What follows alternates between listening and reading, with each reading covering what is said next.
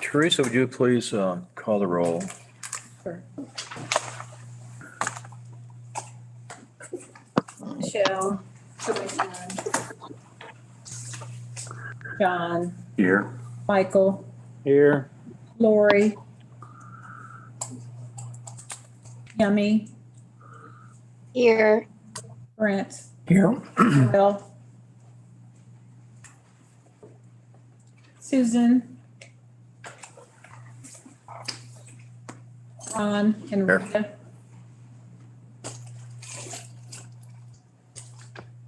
Okay. Noel. Yeah, it gets up because there's no like actual vent in, like it's an uptake vent only in I'm my not sure who office. that is. Hey, Jim, your mic is live. Okay. Thank you. Who is that? Okay, thank you. We do have a quorum. The first matter is the approval of the agenda, so glad to entertain a motion for that. All of the agenda. Thank you. Second? Second. Okay, all in favor, please say aye. Aye. Aye. Any opposed? Abstaining?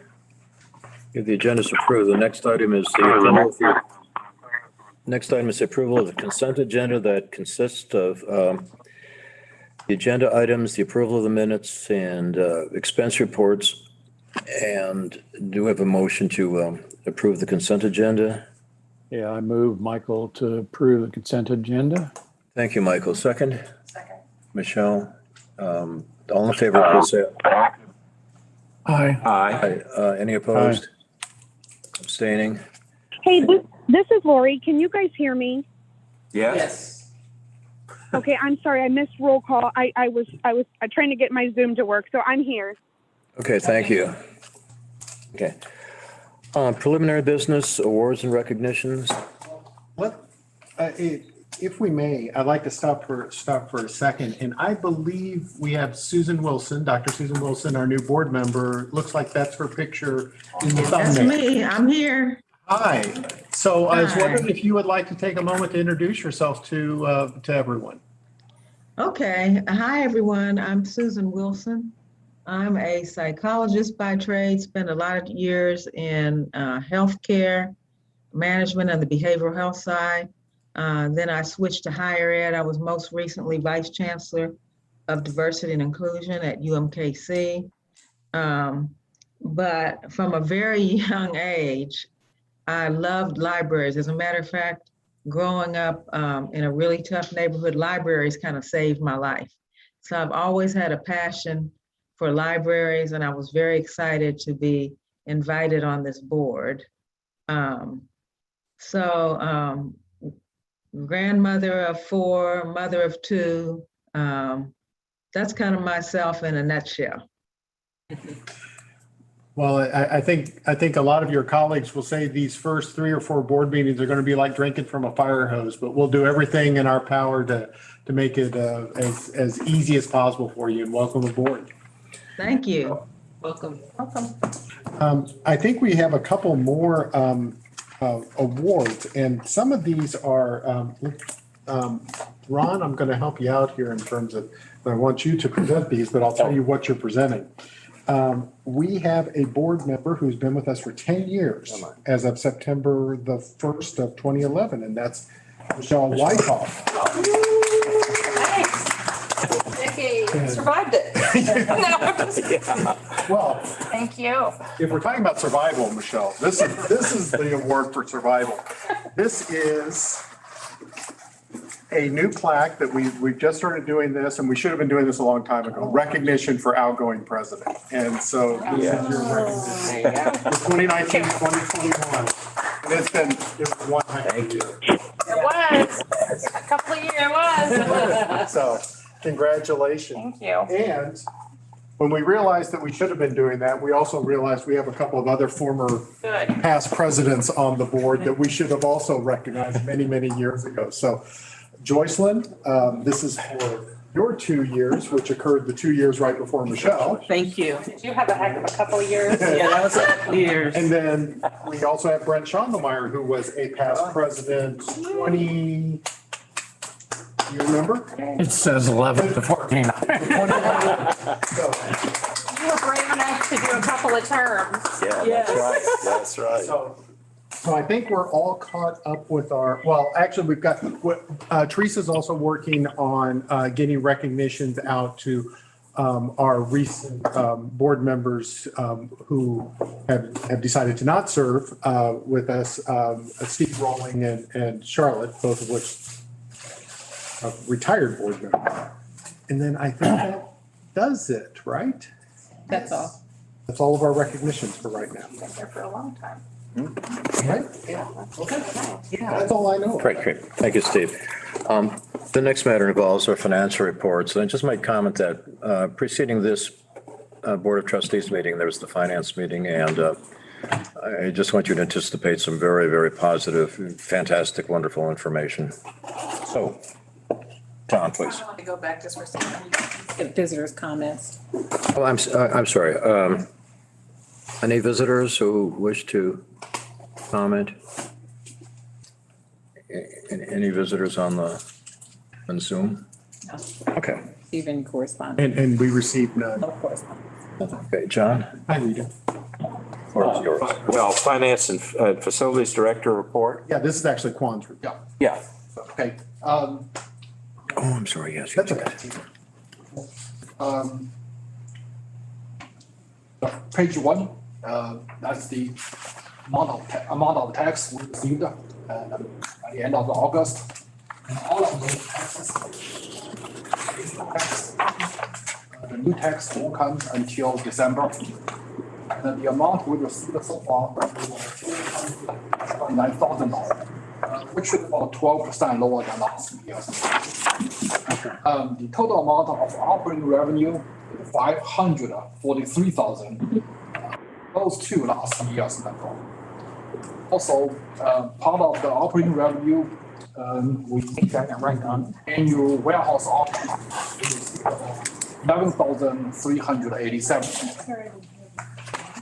Page two, the operating expenditures. For payroll and benefits, we spent about $5 million, 15% of the budget. Other materials is about $3.7 million, close to 31% of the budget. Other operational accounts, about $1.2 million, close to 11% of the budget. So during the month, the refund check for the workers' comp insurance for $28,226. That's the result of the annual payroll audit conducted by the insurance company. Next page, page 3. That's the annual assessment we received from all 3 counties. Compared to last year, Jackson County, total assessment was over $9 billion, 10% increase. Clay County is over $5 billion, that's 17% increase. Platte County is over $3.1 billion, 11% increase. Overall, our total assessment for the whole district is $17.25 billion. 12% increase. Because the increase is 12% and the inflation rate was only 1.4%, we had another rollback for the new year.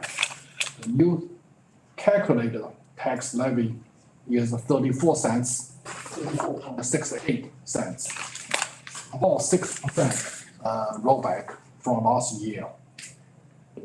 But with that new rate, new tax revenue will still increase by about $2 to $3 million. Also, the new construction, the library can benefit from new construction in the long run. We have the amount of new construction have been more than doubled from a year ago to $325 million. Go figure. TIF decreased by 7% from a year ago at $648 million. Next page. Debt service fund. Right in the middle, shows the total amount of interest we have received from Bank of Kansas City for $110,286. And the amount of interest for net taxes is about $3.6 million. And also we have received back almost $70.7 million, leaving a cash balance close to $13 million. So far this year, we just made one interest payment for about $1.4 million. The debt balance is about $62 million. Next page, page 5, is the capital project fund. Those are the capital projects being approved for this fiscal year. So far, we spent about $9,000 for the new reading rocket and $298,127 for the new data storage. For capital improvement plan, we spent close to $2 million so far this year. Next page, page 6. That's the grants and gifts for the fiscal year. So far, we received new funding for $5,219. And we spent about $54,705. The last page is the health insurance fund.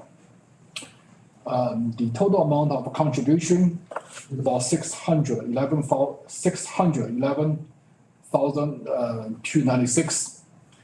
And the fixed costs and fees was $165,243. And the total amount of medical claims is $165,243. At the end of the month, the total amount of cash on hand is $1.8 million. And the fund balance is over $1.7 million.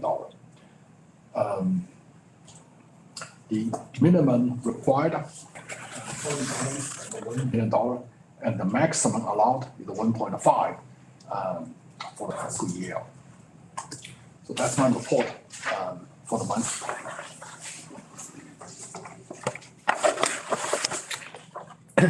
Thank you, Con.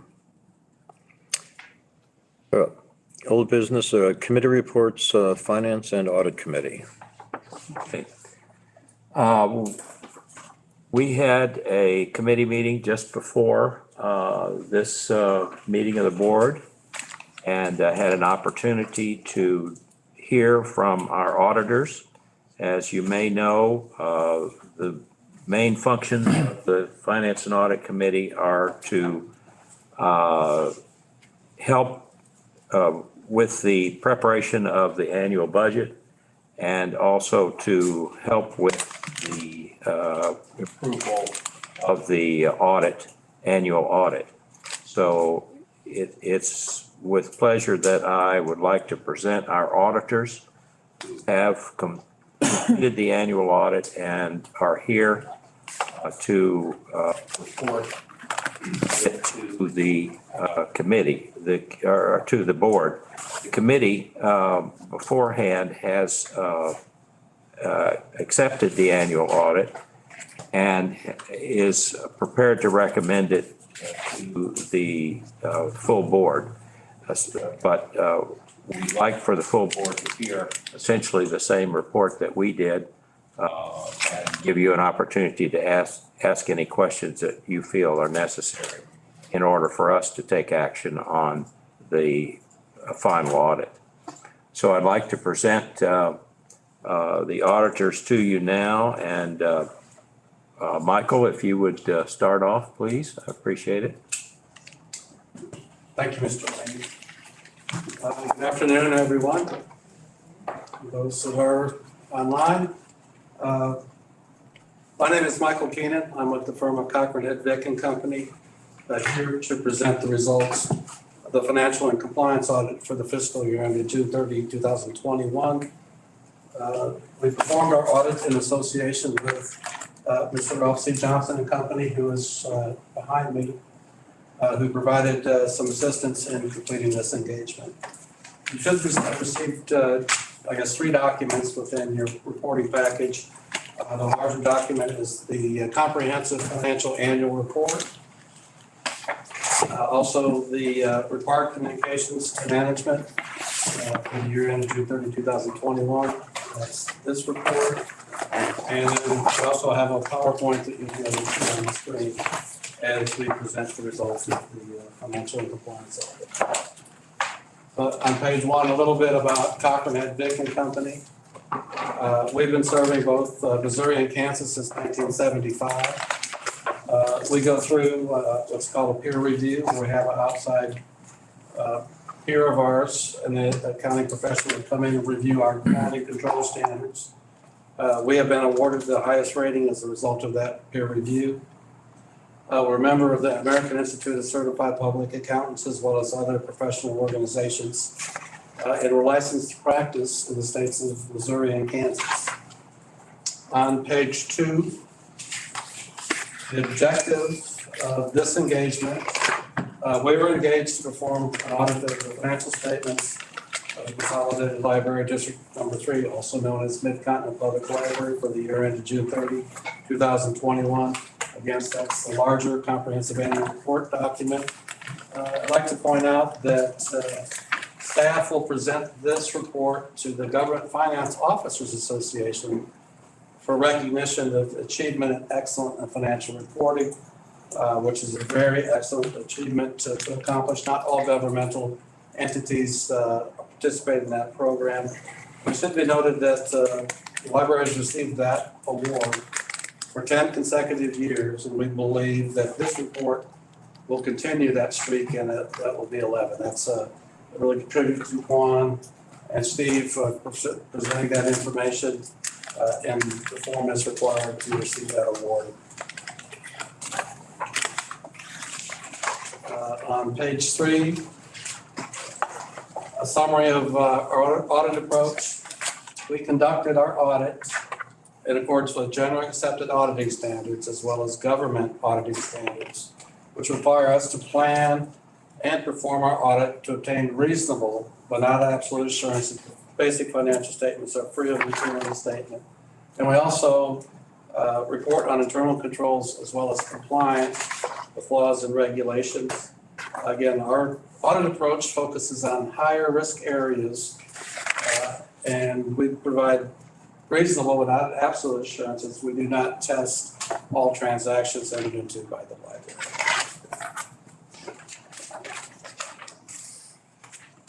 The next page, the Accounting Standards Board of the American Institute of Certified Public Accountants, that's who govern what we do, recommend that we communicate these matters to the governing board.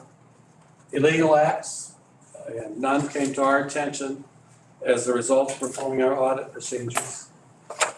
Changes in significant accounting policies, there were no significant changes in the accounting policies adopted by the library for the year ended 2021. We had no difficulties or disagreements with management. We're pleased to report that. We had full cooperation and access to the books and records. We were provided any and all information that we requested. And we appreciate the assistance that we received. On page 5, financial and compliant audit really addresses the following 3 questions.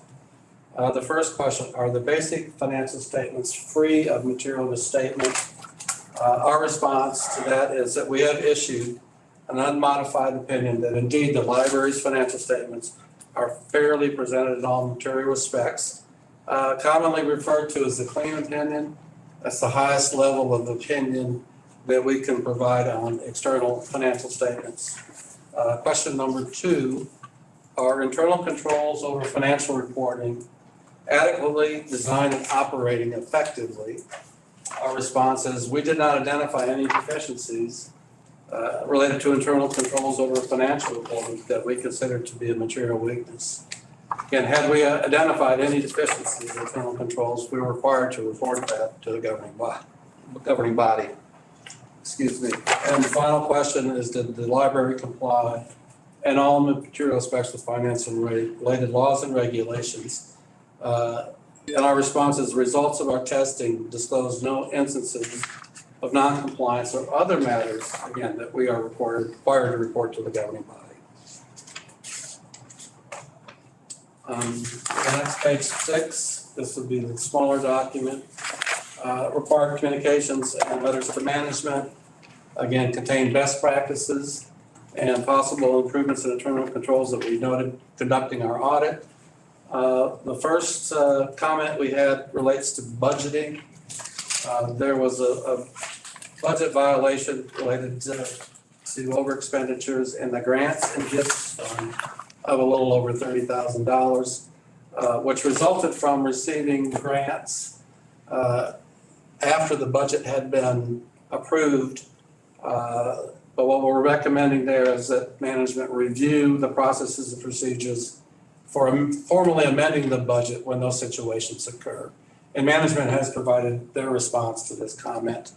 The second comment relates to cybersecurity, and it's more of a refresher reminder. We believe that the library has controls in place and training and has cyber insurance. Nonetheless, we kind of recommend that always be considered as significant potential issue, especially with what's been going on recently and how much that is a concern and the possible impact that could have as far as the having the library down for a few moments of the weeks. And again, something to just look forward to and look at.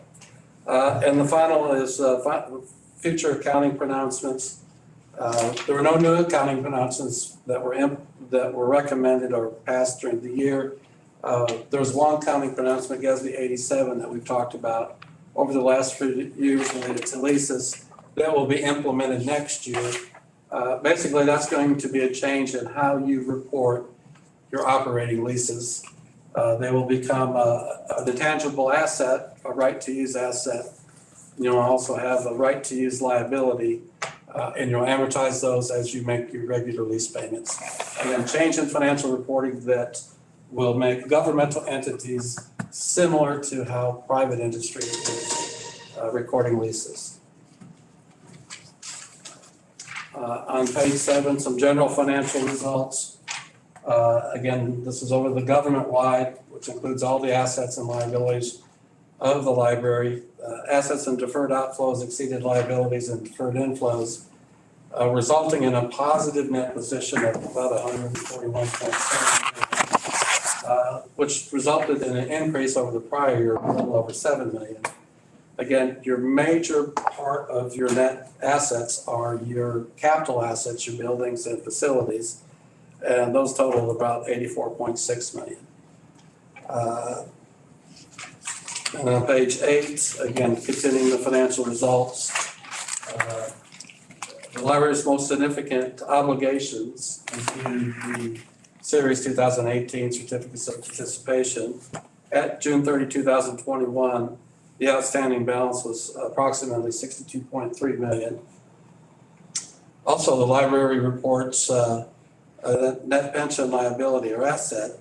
At June 30, 2021, the library reported net pension liability of approximately 3.7, which was compared to a net pension asset of 2.1 million.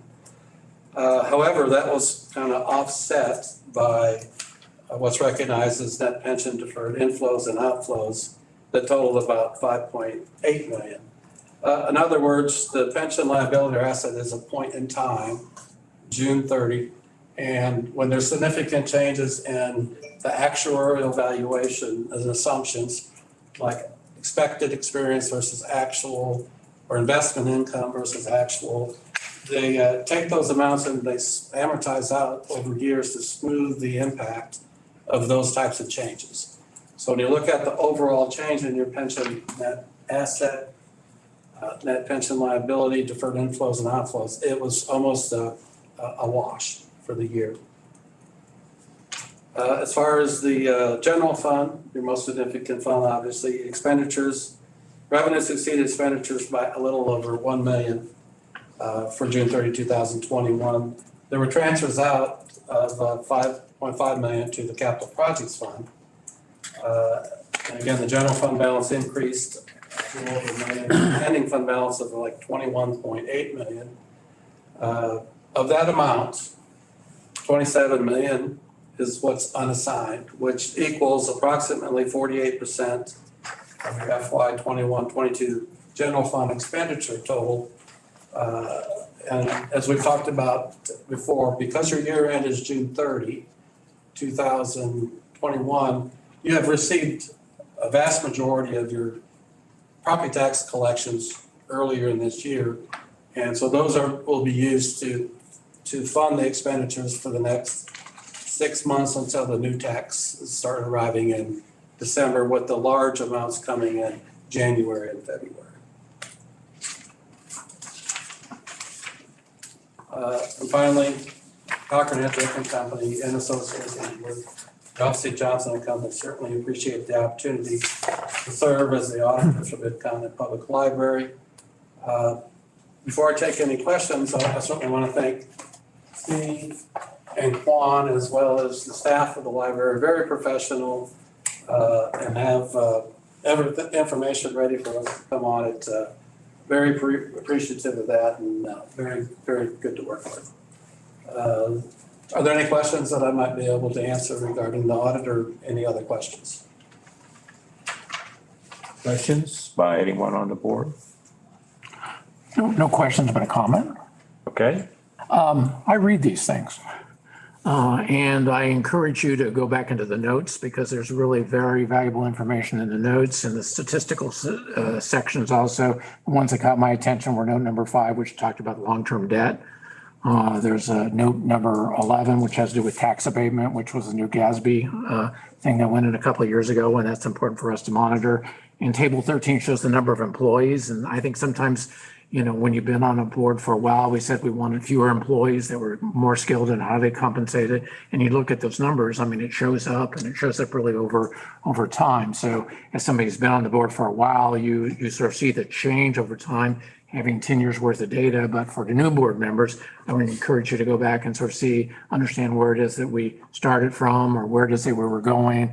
And the discussion by staff at the very, very beginning about the year past and the year ahead was really sort of helpful for me to see things that are headed our direction, because in some senses I've been kind of deeply mired in other sort of topics, and frankly not taking a step back and understand what direction the library system was heading to. So I found it very illuminating and very informative and very useful. Thank you. I agree. Well, Also, I didn't mean to interrupt. no, go ahead. I said, if anyone has a question at any time, you can get my contact information from Quan, and you can email me or call me. I'm always available to answer any questions that members of the board may have. I was just going to add that insofar as the cybersecurity issue is concerned, the board was concerned about that during the budget preparation itself. And so that we had quite a bit of discussion about that, and quite a bit of good answers from our staff concerning the steps that have been taken. But we appreciate you bringing it to our attention also. You're welcome. Okay, if there are no other questions, on behalf of the Finance and Audit Committee, I would like to recommend that the board approve a very thorough and clean audit. And I would make that motion. And I don't think it requires a second. It's a motion from the committee. That's right. So all in favor, please signify by saying aye. Aye. Aye. Any opposed? Abstaining? It's carried. All right, thank you. Thank you very much. Thank you, everyone. Have a good afternoon. Thank you. The next item, it's sort of a pleasure to present this. We kind of projected it, I guess, at the budget hearing that we had this year. And so I'm pleased to ask Steve to explain to you this fairly difficult process of anticipating what our levy is going to be. Laws in Missouri and the practice here, a little difficult for us to do this in a straight line method, but we are are happy to present to you a certification that I think you'll like to hear. So, Steve? Right, happy to do that. So what I want to do is sort of go through the timeline and how we go about submitting and certifying a levy. And John's right, certainly for the newer board members, I mean, for some of you, even the newest ones, you've seen some of this already. Some of this doesn't make sense though. For example, at the June meeting, we approved a budget. But today we are certifying the levy. It certainly kind of seems like, well, shouldn't we have known what the levy was before we did the budget? But the problem is that the state statute says that we have to have the budget in place by June 30, before we know how much money we have, which is also dictated by law. So there's some guessing that we have to do by law. So anyway, this is kind of what happens, is that the board is required to certify our operating levy every year. And then this action actually follows several steps. The board adopted, and this is something we always do, that the board always adopts a non-binding levy of 40 cents, which that's the voted maximum. When the people went to the polls, they said that's the maximum amount that we could charge. And the board always adopts a non-binding level at the levy at the maximum rate in March of every year, which correlates with a requirement that we have to satisfy for Jackson and Clay counties. And we also report that to Platte County too, just to be fair. And then the library holds a public hearing to solicit comments from the public concerning the library's levy, as well as the library's budget. We did that on June the 3rd of this year. And it always is a little confusing because what we anticipate our non-binding rate to be at 40%, or 40 cents, we pretty much know is not going to be 40 cents, but that's the amount that's sort of the non-binding maximum that we always set, and then there's explanation around that. So then at the June board meeting, the board adopted the budget, the 21-22 annual budget, and we started working on that. That budget presumed a certain amount of revenue that would be generated based on the best estimate that Juan and I could come up with.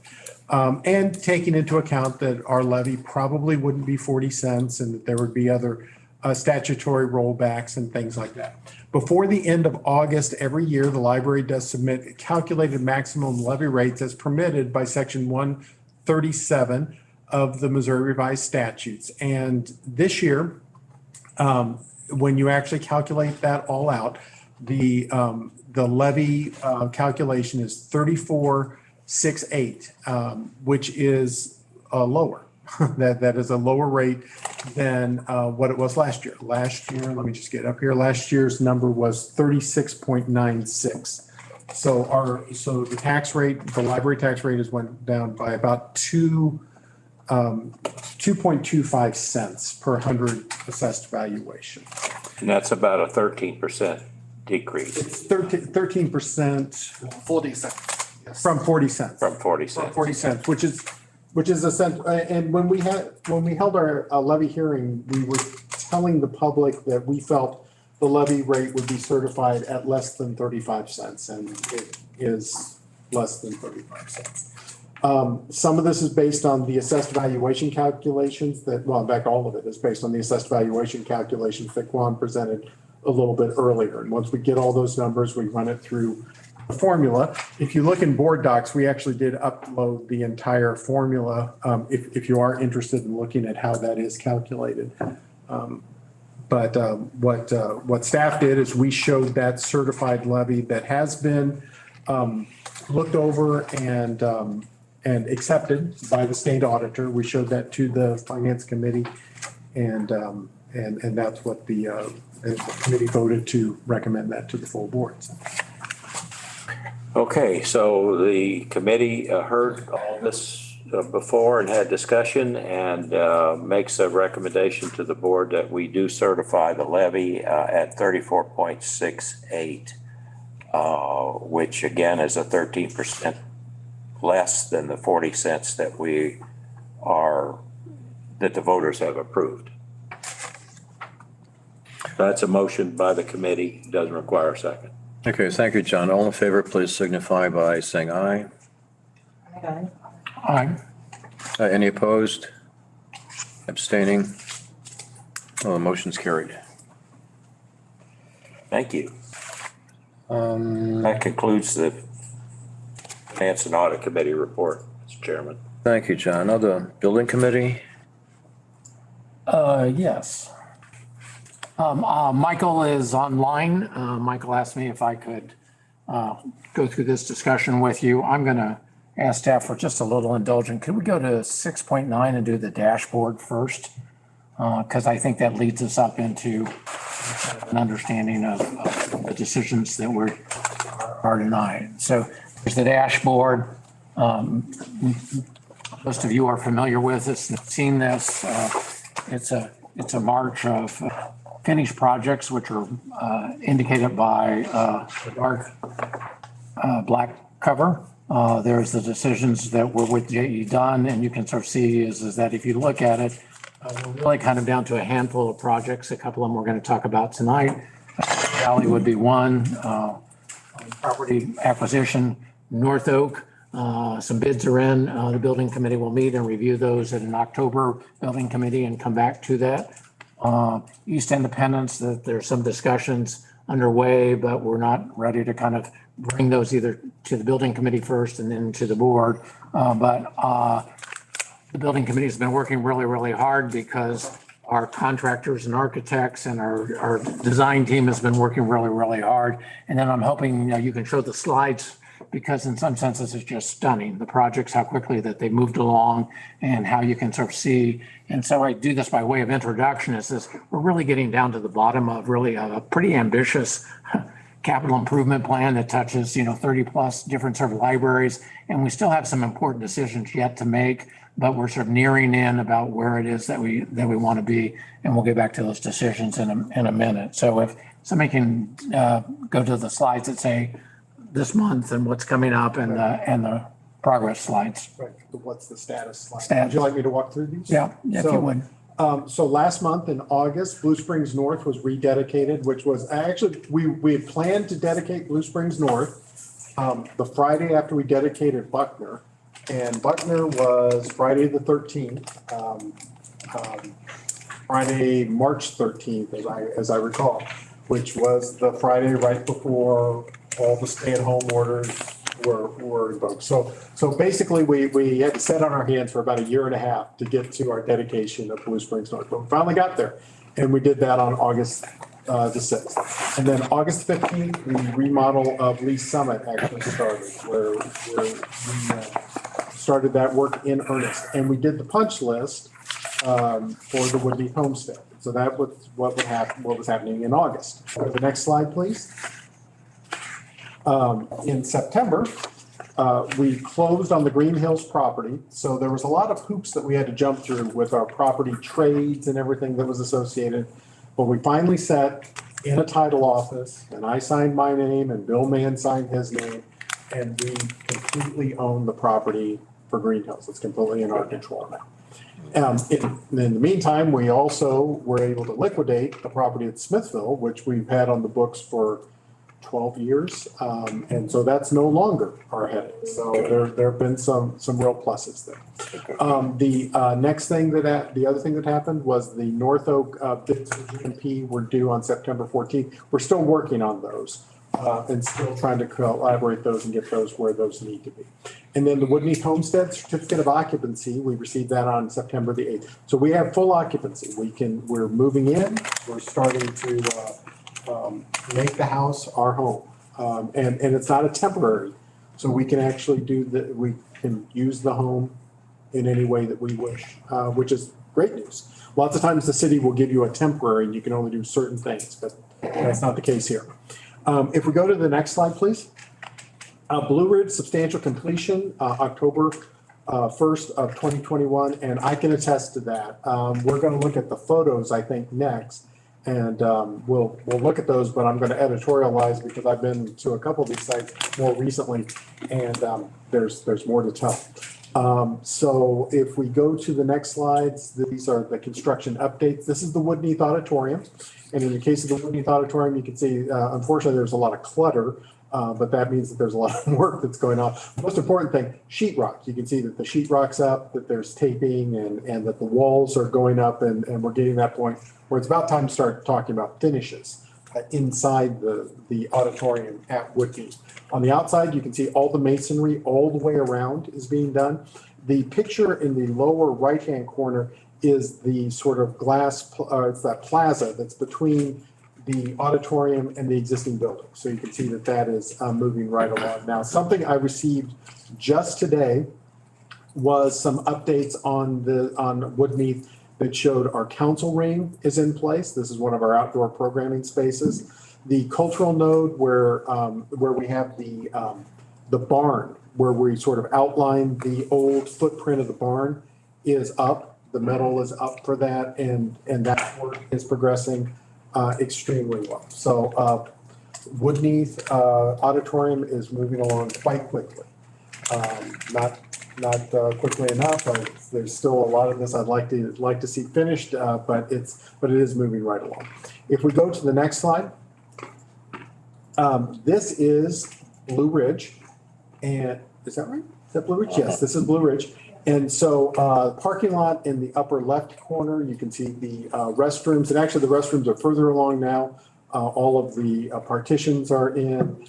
You can see on the right-hand side, these are the display cases and just the general library. But I was there on Friday morning, I believe it was. All the carpet's in now. So the carpet's down. Most of the finishes are done, and it will meet its deadline in terms of when it's ready for them to turn it over to us.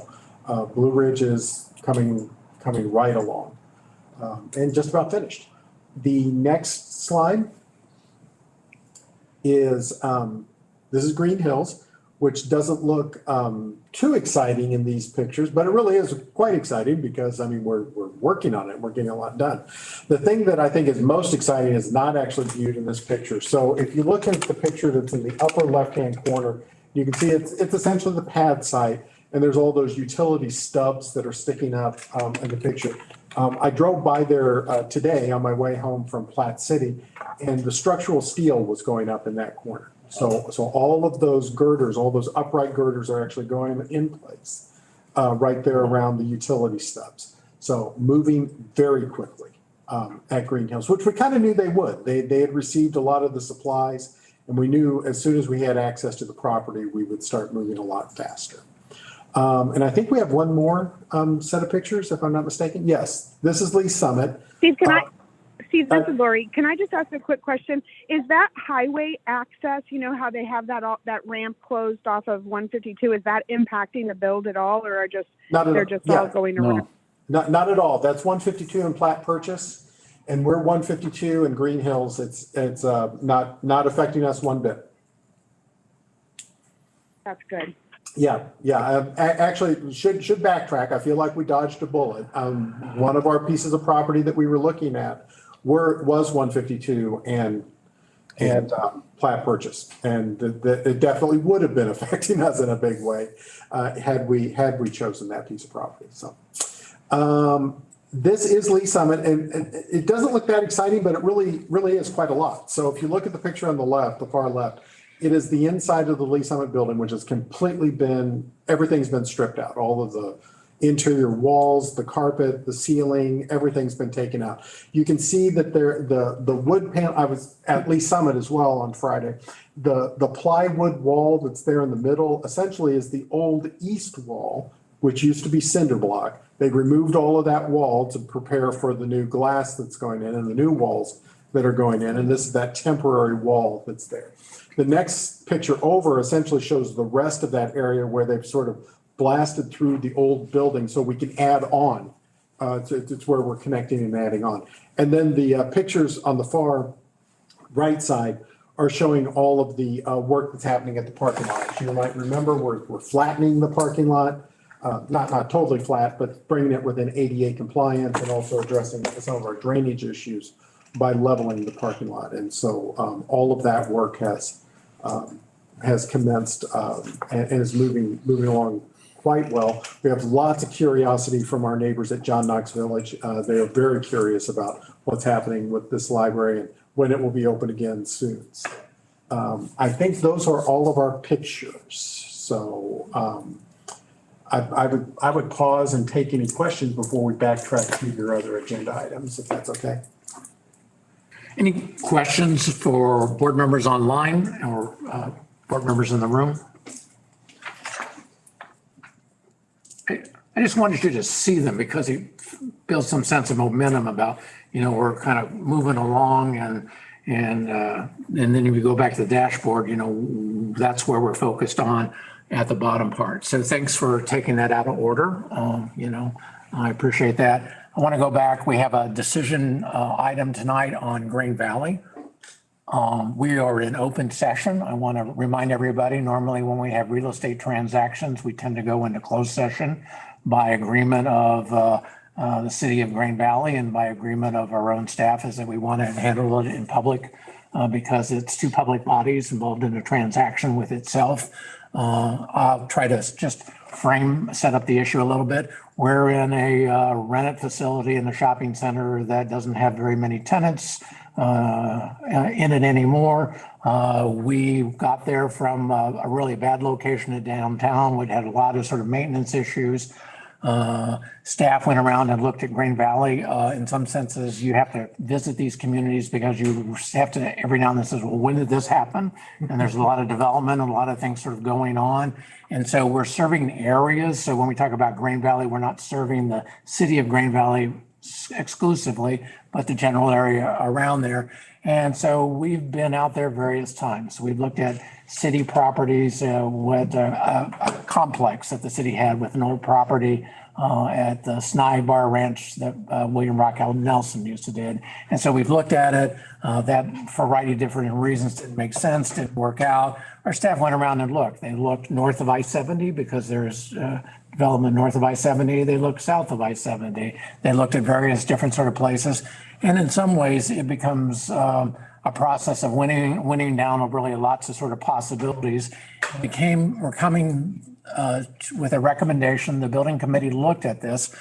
Frankly, I want to compliment the building committee on their discussion about it all because at the first outset, we had some questions and doubts about the property and we authorized our staff to go back, and it's an unusual offer letter because it had 4, if not 5 different stipulations in there that were very purposeful and very specific because if we obtain the property, we wanted these to be addressed.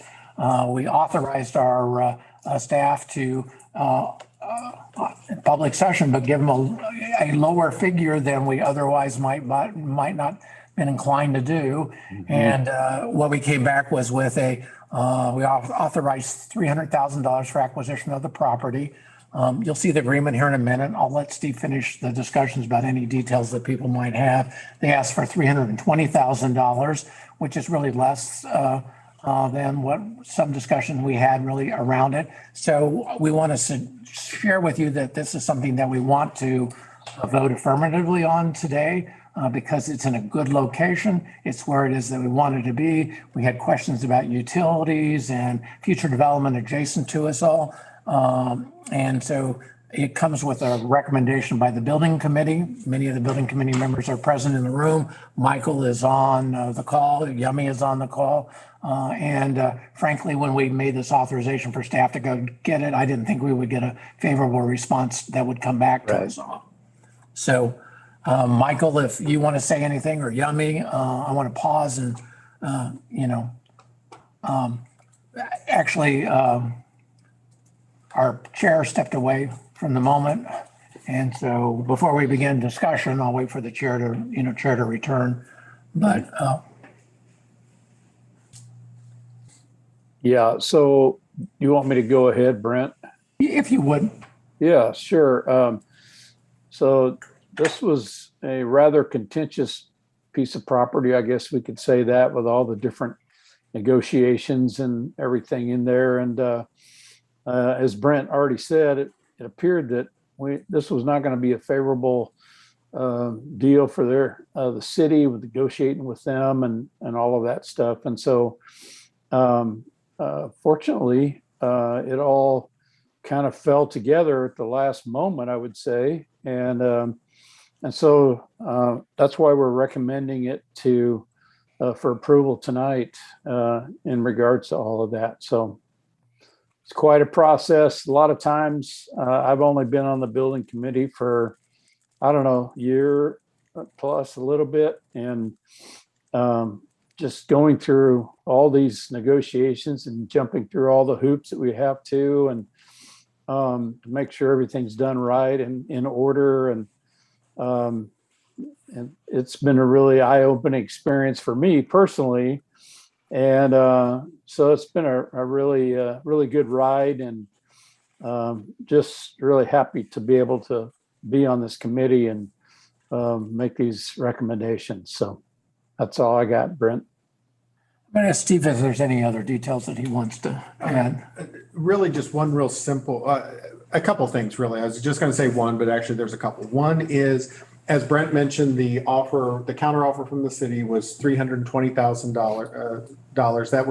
That's well within the comparable prices that we discovered. Initially, their comps were way off, and we kept pointing it out to them, and they got back into line.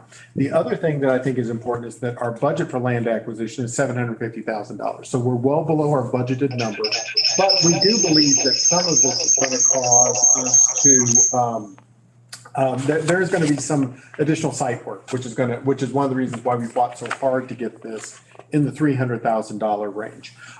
There were a few other provisions that we made that, that we assure, as Brent said, that there's a bullet list. If you look on page 2, I believe it is, of the letter of intent, we discussed that there's an assurance that there will be no construction between us and the 100-year flood line. Which is important. We didn't want anybody, coming in between us. There is no construction from the 100-year flood line to the creek that's to the north, because that's actually set aside as a ecological preserve, and so that can't happen. One of the things that we talked to them about was the creek, the creek and the sewer and the water lines. We got assurance that they're going to put in the water line at their cost and coordinate with us. In terms of the sewer itself, there's actually a couple of options, but one of the options is to actually connect to the sewer under a creek, but that's being done completely at the city's cost. And if the city decides that they want to turn that into a public sewer, that we will cede that to them, but any additional expenses will come will be on them, essentially. The two things that the city wanted to make sure that we did is we put in here the need to widen Buckner-Tarzany Road, which we knew that we were going to have to do that, to put in the curbs and gutter and to do the improvements. We knew we were going to do that anyway. They just wanted us to articulate that. And then they also talked about widening for right-of-ways for sidewalks and things like that. So we wrote that in there. The document that's in board docs is not accurate. In the committee, if I remember correctly, Brent, you made an amendment to change this date where it says September 24th. And I believe we changed that. Let me get my calendar up here. I'll tell you exactly what date it was. I believe it was October the 8th is when we changed that to. The 15th. Oh, was it the 15th, the next one? 15th. Yes, it was the next one. And I did speak with the city about that, and they were fine. They actually plan on taking this up on Monday, but it just gives them an opportunity that if something comes, some big emergency comes up and they need to table this, then we don't need to bring this back and reconsider this. So actually paragraph 11 should read that on or before 5:00 p.m. on the 15th of October, 2021. So we just have the wrong document in here. I apologize that didn't get corrected. That's really all the more that I have to report on this. Our professional staff has been on site. They've looked at it. We know it's workable. It's something that I discovered when talking about various projects. Many of our libraries are now located adjacent to parks, the adjacency and trails, and this would be another example of what it is of a new library that would be located to a park and a walking trail. So That is our report on Green Valley. Subject to any other questions, I think we're ready for a vote. Is there a motion or? This was recommended from the committee. There's a motion that came from the committee to approve Okay. this. We have a motion of the committee for the acquisition of properties as Brent had described. All in favor, please signify by stating aye. Aye. Aye. Any opposed? Any opposed? I'm sorry, any opposed? Abstaining? It's passed. Before I move on to the next one, I really want to thank the building committee because we talked about this in a really kind of a thoughtful sort of way, and and we surfaced areas of concern, and then the document here addresses them. So we now have another property acquired. Property acquisition for new sites are complicated, and we now can get moving forward on building a new library on that, and the building committee will be back with what that might look for you on. The next item, I'm going to try to be thoughtful about this all. This is a discussion about Riverside. We probably spent 45 minutes to 50 minutes talking about it. And you say, well, why would that discussion take so long? Because we have dealt with probably, I'm looking at my colleague, Michelle. 50 minutes is nothing compared to the amount of time we've spent on this. So what did we decide? It was like a 7, it was 8 years at least. 7 or 8 years. And so we've been through just various versions of different sort of proposals. Some of these proposals were generated because it's a stay under 40 grand. Apparently she doesn't have to do the certificate of trust. Bill, we can hear you. Instead, it's this claim of error and/or benefit. Thank you. So anyway, we've been dealing with different versions of this, and in some ways, for the benefit of people who have been through lots of versions, we thought it was helpful for us. Let's get where we are today, because where we are today is significantly different than where we started. I want to compliment prior board members to kind of look at these earlier proposals and said this doesn't make sense in terms of a variety of different things, and the staff will sort of give us a presentation.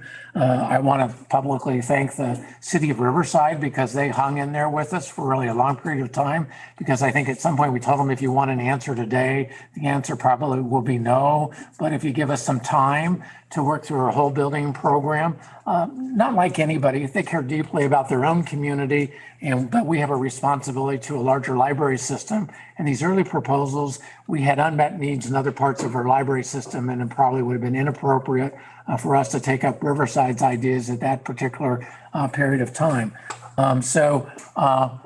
We want, for the benefit of the existing board members, but particularly the new board members, have a chance to see and understand what it is that we are working through. The building committee will take this back up in October, come back with a formal recommendation. I think there was a consensus among the building committee just in general, and we talked about it recently, but we also want to be thoughtful and surface additional questions.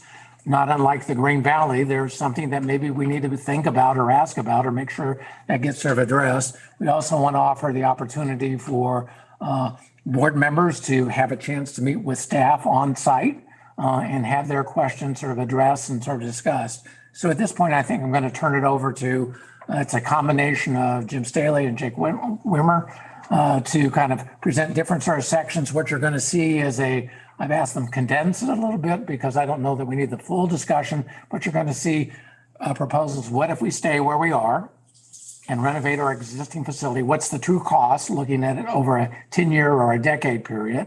And that's a different kind of analysis than what we heretofore had done. And what would it look to have a new site and what those costs might be? And then we'll allow them to get through the presentation, and then we'll kind of entertain questions or discussions from the board.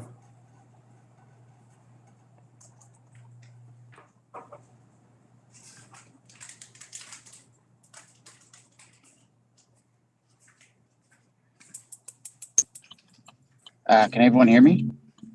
Yes. We got you, Jay. Jim, are you there? I am. Okay. Good. Why don't we go to the next slide? All right, this is the capital plan budget, the original budget that we were looking at for Riverside. It is a type 2 remodel, about $750,000. Pretty pretty large scope, but basically like a lot of our other type twos, several of our other branches have already gone through that. Can we look to the next slide, please? Yeah, so here what you see is with the scope, the different scope areas and everything, it's approximately for the building remodel about 1.5 million. And then the site plan is about 524,000. And so the 1.5 lines up pretty close to several of other projects in the capital plan. We're going to do new windows, new foyer, get some HVAC issues, lots to cover, lots of things that need to be done in the building. It's a 20-plus-year-old building, and there really haven't been any remodels in it in the history of the parking lot is not ADA certified right now, so we really have to address that. And then for those of you who may remember, we had some flooding issues in Riverside as well last couple of months, and so we want to make sure that if we're going to stay put, that we address those and we mitigate the water issues and we go forward. And so now I'm going to ask you to go to the next slide. It's going to be kind of busy. I'm sorry, that's actually the branch effort. What we're going to do, you can see the picture in the top right there, kind of some of the things we're going to do with the facade, make it very similar to like a Blue Ridge or Blue Springs North or many of the other branches. We're going to do the same kind of touches we've been doing. And then the inside, you can see we're looking at two collaboration rooms and a little community room. It's kind of hard to see, but there's going to be a community room up in the upper right corner. It's just got some sketches on it, but that is going to be a community room. So that's kind of what we're looking at is from a remodel job, but that's 1.5 million on the inside. Then if we go to the next slide. Yeah, this is a really busy seat. So I'm going to orient you basically the north on this particular drawing that you're seeing is our northward the property, kind of the church, and then we have some of the other buildings to the west as well. So there's different colors there, and that kind of really gloss over it. But the orange area, the orange color is basically telling you, hey, this is an area where we're having some water issues, and we're going to have to mitigate that water issues. We're probably going to have to put some sort of a curb or a channel on our neighbor's property to help that out. And then we're also going to have to do some expansion of some of our water and our sewer drains. And then if you look to the middle of it, there's kind of a purple line kind of around the building. Those are basically two drain areas that we're going to put off the roof again, this is to mitigate the water issues.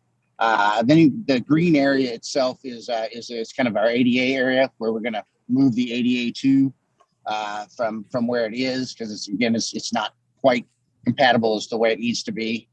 And then the little purple box there is going to be our dumpster enclosure, very similar to everything else that we've done. We've remodeled and redone our dumpster enclosures. And that little pink kind of a crisscross line that goes up there, that's a sidewalk. That's an ADA sidewalk from the actual sidewalk that runs in front of the building up to the library itself. And so, some other things that are highlighted there in the red boxes kind of below, they're basically talking about, hey, there's a couple areas where we could possibly consider, but they're not feasible. We'd have to go through a lot of, we have to buy property to get another entrance, or to possibly have another entrance to the far side. So it's kind of a pretty big. I apologize that you can't see it quite as clearly, but I believe I walked through it pretty well, and I believe at the next slide is with. I believe that's where I hand it over to Jim. That's correct. Before we pass it over to Jim, though, one of the things that I do want to point out, I mean, there's a lot of work that we're talking about doing on this piece of property to stay put and to address all the issues that we've uncovered over the last 3 years or so, including, and I think one that we can't skip by too quickly, which Jake was talking about. In order to really fix part of this, we're going to have to improve our neighbor's property. We're going to have to build, curbs and things like that on our neighbor's property, which our neighbor may not want us to improve their property. So we may be in a situation where, despite all the good that we do, we may still not be able to actually get the building where we need to. So, but if we can do all of this, we can do this in the neighborhood of a little more than $2 million to stay put, to fix up the additional building. But there is an alternative, and with that, I think we want to pass this to Jim to talk a little bit about the alternative. Yeah, good evening, everybody. Everybody hear me okay? Yes. All right, good deal.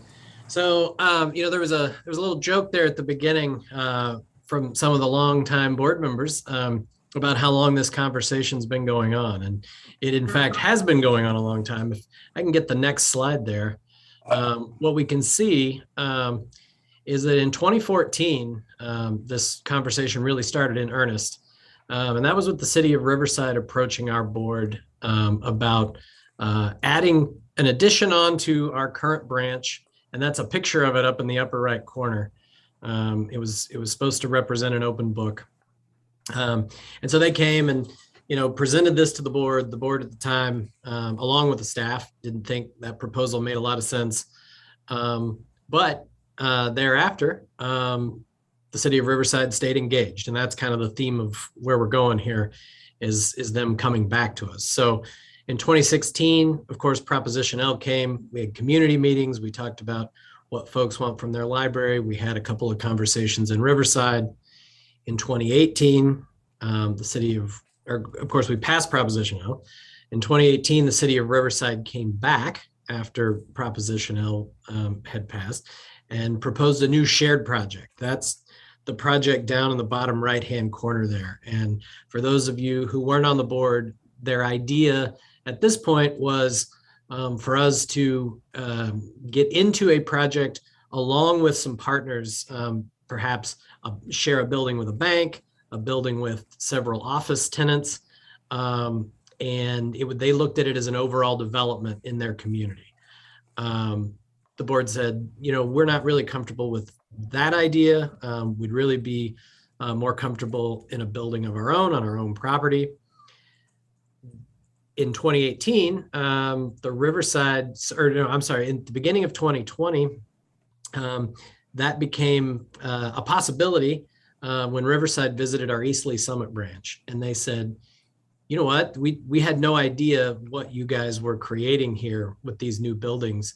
And that's when they switched course from trying to get us into a project to saying we would prefer to just give you a piece of property and contribute a little bit and see what you guys want to do with it. So that a little bit after that visit to Eastleigh Summit, they updated their proposal to the current offer. And can I get the next slide, please? And I apologize, we're going to go through this a little faster than we went through it, but I know we've got a lot to cover tonight. So the proposal was for a new Riverside branch. These are updated with our costs, what we believe would be the case. So you've got a building cost at 4.8 million and a land cost at 650,000 for a total of just under 5.5 million. The next box down is where you see the city saying what they would want to contribute to this process. So the city right now, their proposal was to give the library the piece of property worth about $650,000. The city would purchase the current library around a value of about $1 million. And then the city was looking to make an additional contribution of about $350,000 of cash. So when you total all that up, you get to $2 million. The cost for the branch to be financed by the library would be just under $3.5 million. Can I get the next slide, please? The location of that branch is shown here. It's a little hard to see. See the little arrow that kind of flies through there in white. The arrow begins at our current branch, which is on the northeast corner of Vivian and Gateway. And the new branch would be on the southwest corner of Vivian and Gateway. Steve's, I think, going to talk at the very end of this about kind of the staff rationale and which direction we think we ought to go. But I will point out, kind of while we're looking at the map, that one of the things that we like about this potential location, one is that you can see the two major roadways and it's sort of a triangle kind of in between them. And that allows us actually more points of egress. It also happens to be just north of a park. which we would have access to for programming opportunities.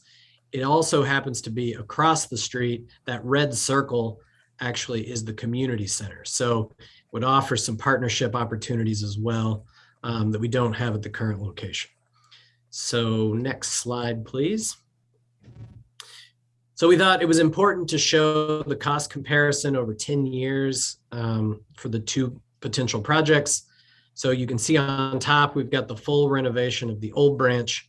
So the first couple of numbers are what Jake was talking about previously, the building remodel for about $1.5 million, the site work related to flooding and ADA issues, that's another $500,000. Then the other thing we looked at is, okay, if we're in our old building for another 10 years versus being in the new building for 10 years, what do the additional costs look like? So we figured that there would be an additional $337,000 in capital cost over that period of time. And that's primarily a new roof and new carpet, neither of which we would have proposed doing at this time in the current branch, but would certainly need to be done within 10 years. And then also just the maintenance difference between, what we build when we build new buildings versus the older buildings. It's about $35,000. That's a 10-year total cost of just under $2.5 million. So then you go down to the new branch proposal. You saw a version of this chart previously. The branch is just under $5.5 million. Then you've got the two city contributions as well as the city purchasing our property. And that creates a total of about just under $3.5 million. So you've got just under $1 million difference in between the renovation of the current branch and the new branch proposal. Next slide, please. So, of course, one of the questions that's most important is, would we have the money to do either of these things? Because even the renovation of the current branch is obviously a departure from what was originally contemplated in the capital fund or in the capital plan. And so we looked at two possible funding streams. Obviously, I'll lay out these two, but you can probably see just from looking at it that you could actually combine pieces of either one of these. But funding stream number one would basically come straight out of the capital fund. You would essentially pull the $750,000 that was budgeted for Riverside out of the capital plan. Then you would find $2 million. Quan might be able to speak a little more to this. We didn't have the benefit of having Quan at the building committee meeting the other day, but there are about $2 million in the capital fund right now that are above and beyond what is needed to finish the capital plan. So that's money we're starting to put away for future capital needs. And then in addition, right now our long-term budgeting suggests that we will put $6.3 million more in the capital fund over the next 3 years. So that's part of that. The finance committee, I think, looked at it fairly recently, the kind of long-term 25-year budget plan, and that's a piece of that. Funding stream number two would be funding it out of, now I'll say funding it out of the operating fund, but of course it wouldn't go directly out of the operating fund. This would be a transfer of operating fund money into the capital fund and then on out. But the origination source is primarily the operating fund. So, but again, you start with the $750,000 that's currently in the budget. We just saw in the audit, there was about $1 million. I think it was $1,035,000 revenues over expenses. So that million can be transferred into the capital fund. And then the other thing that you saw in the audit report just now is that from a cash flow standpoint, we're at about 48%. About 48% of our carryover that we need from year to year to carry through to when our funding comes in. We're at about 48%. We have the ability, and that's been expressed previously, to move that 48% down a little bit. So we could actually pull some of those dollars, about $2 million. And as you can see, in either one of these funding options, we've got enough to cover either of the two projects. Additionally, there's a little asterisk at the bottom, which is worth noting. There are 2 TIFs in Riverside who have been one of our more responsible users of incentives and abatements over the years. They have 2 TIFs expiring. The Argosy Casino TIF just expired, and the Horizons Industrial Park will be expiring in a few years, and that's about $300,000 in new revenue to MCPL annually. So that's just to suggest those are dollars that could go to building back up the funds that we might use to complete this project. And then the next slide. Okay, and this is where I'm going to turn it back over to Steve, unless there are any questions right at the moment. Yeah, I had a question. In the first option, you had the capital or the projected capital fund revenues. Were those revenues in any way individually allocated to any identifiable project that would be offset if we transfer over to the Riverside effort in this first option? No, those are, yeah, those are dollars that are starting to be put in. And Steve talks about this a lot, is, we don't want to get to the end of the capital fund and then not start recognizing that we're going to have future capital needs. It's more like yeah, go ahead. I'm sorry. No, and so that's money that's been transferred in for that purpose, to start looking at future capital needs. So more like a general reserve as opposed to any specific. Correct. Okay, good. Correct. All of our specific project transfers, those have been completed now. And so the terminology that I would use instead of general capital needs, as Jim has been using, this is really our maintenance fund. This is what we're going to do. So we've built all these buildings, we've refreshed all these buildings. In 5 or 10 years, we're going to have to go in and start replacing the carpet and replacing the roof. That's the fund that we're slowly starting to build through these amounts.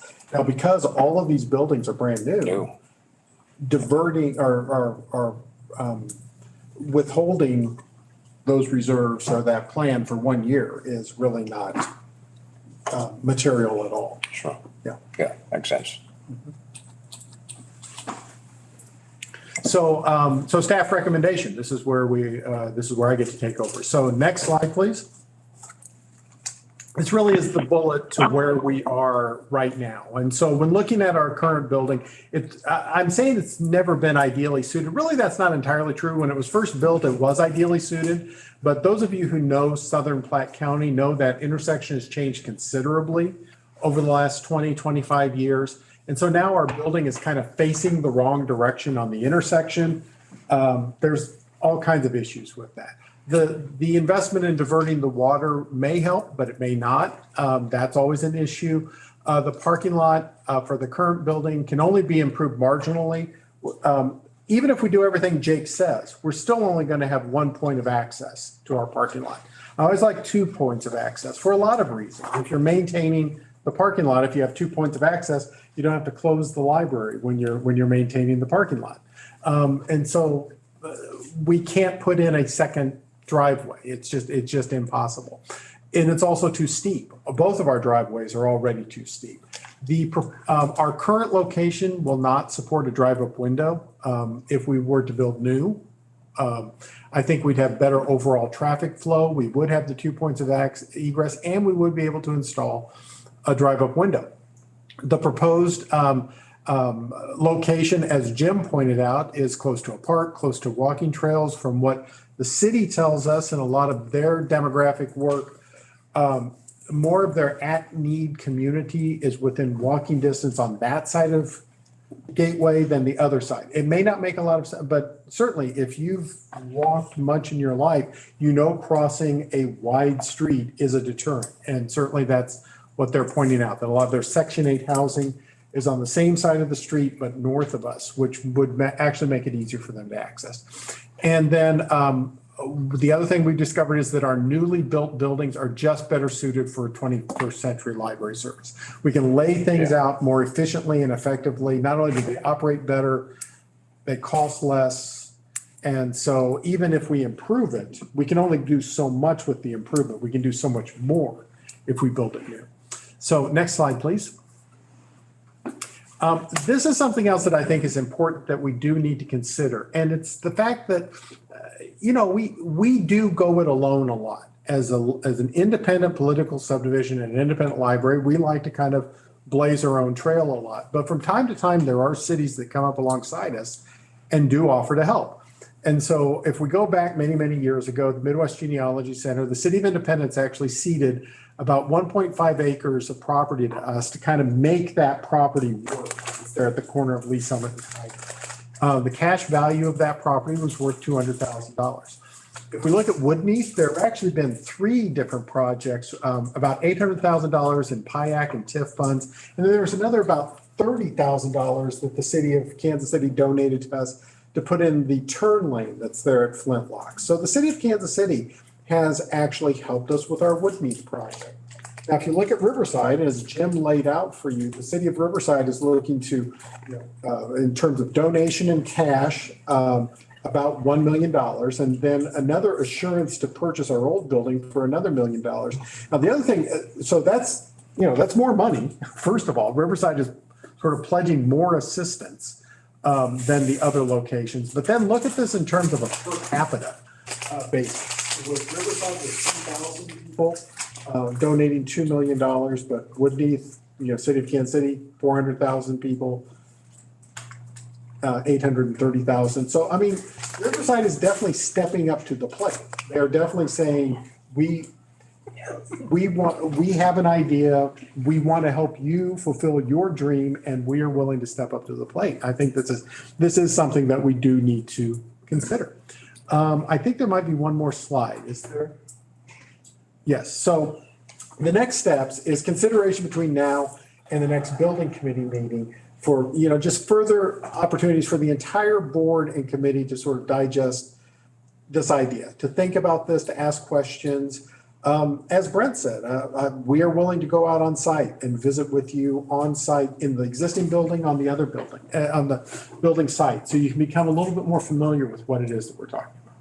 And then the upcoming building committee meeting, we believe the building committee will be making a recommendation, and the recommendation may be to stand pat, or recommendation may be some combination of any of this. But I think there will be a recommendation of some kind from the building committee.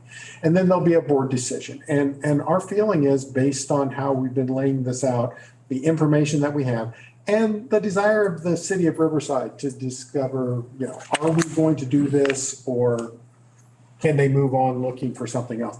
I think we do owe it to them to try to have a board decision in October, November at the latest, but ideally October. So these are the next steps.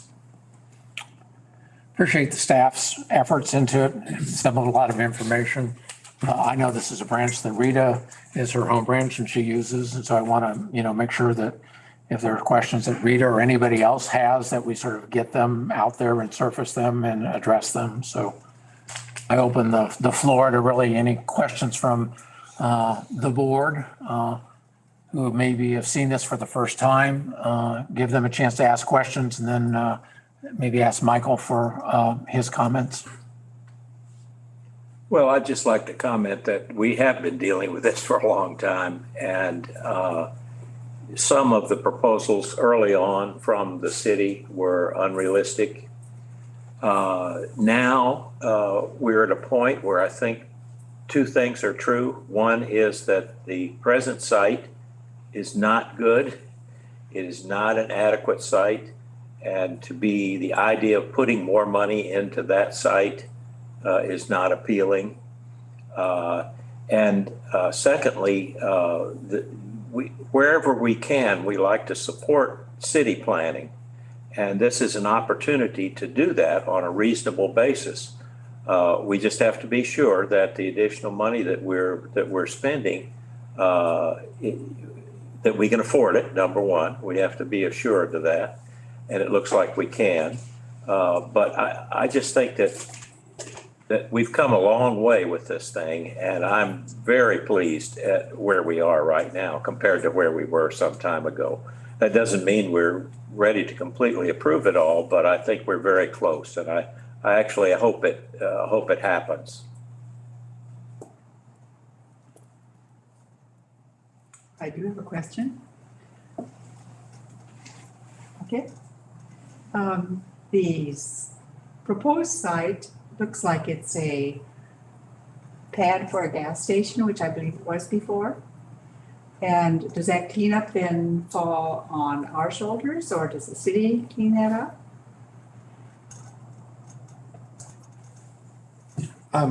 I'd be happy to try to answer. All the gas tanks and everything have already been removed. The only thing that's in it right now is there's a utility easement. There's a gas line, natural gas, that runs through the property. And we just have to design the building in such a way that the building doesn't go over that natural gas line. But all of that remediation has already been done. I see. Another question was, and that was one that the building committee considered earlier, was the location right there on that corner being so easy to pick up a child and to make off with a child and go miles before the child was missed. So safety of children, abduction. Well, safety of children is always front of mind, and we'll certainly make sure that we're managing that appropriately in the way that our building is designed. That would definitely be front of mind. Location though too. Didn't they give us several other locations? Not in this newest iteration. Actually, Jim, are you still online? Yeah, I'm here. Okay, thank you. So the question was about other property locations within the city of Riverside, and I didn't mention this in the full board meeting. I didn't mention the building committee meeting. Is that I've really been letting Jim and Jake manage most of this process. So Jim is actually in a much better position to answer this question. So Jim, have there been other in this current iteration that we've been dealing with? Again, 7 years, we've been talking over 7 years. And I know at one point they offered to sell us the old post office or to the current post office. But I don't think that any of that is on the table. My recollection is this is the only thing they're talking about now. Is that correct? That is correct. And when did they pull all those other properties? Was it 2020 or 2019? Well, no, the only other property that was on the table at one point was the post office. We did, and Jake can correct this if it's incorrect, but I believe we did some looking in the case that we wanted to pursue something else independently as the library system. And we felt like we didn't find anything that we felt like was a better location.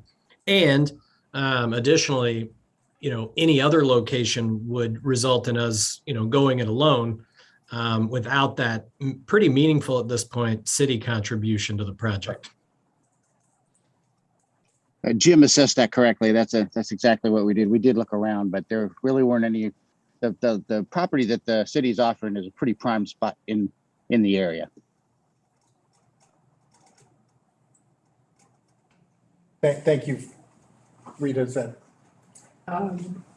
We talked also at one point about bringing Briarcliff in, and someone mentioned that Briarcliff really doesn't use that library, although that's the closest one to them. Is there any chance of looking at property that's closer to Briarcliff? It's more about demographics than geography. And this is generally, this is nothing against Briarcliff. This is nothing against Briarcliff, but this is something that I learned 30 plus years ago when I was in library school, that there are book borrowers and book buyers. And lots of times what tends to happen with more affluent people is that they buy all the books they want. We could put the library right in the middle of Briarcliff, they'd still buy the books instead of borrowing the books. That may not be true for the people in this room, but it's generally true of the more affluent communities. So there are certain things that we can do to try to attract and engage more affluent communities. But we tend to get better business when we are closer to bigger, to communities with greater needs, which of course this is closer to communities with greater needs. What is the number of children in that area? Off the top of my head, I don't know. Jim, would you happen to know? Or I know Jim and Katina are running numbers all the time. And of course, we just got our recent updated numbers for our communities. Jim, do you have any idea on our? I don't, I mean, I can confirm that there are children, but I don't know. The major thing I think we discussed from a demographic standpoint was that the area has really grown from 2010 to 2020. That area has grown. The city of Riverside has grown 33%, and the surrounding area around it is also growing significantly. And so I mean, that is certainly something we can go find and come back with, is the percentage under 18. We'll do a demographic dive like that for the next building committee meeting. But yeah, that's actually a little bit of my thunder for the librarian's report. I was going to share some of those census projections. But City of Riverside is seeing a 33% increase in population. Okay.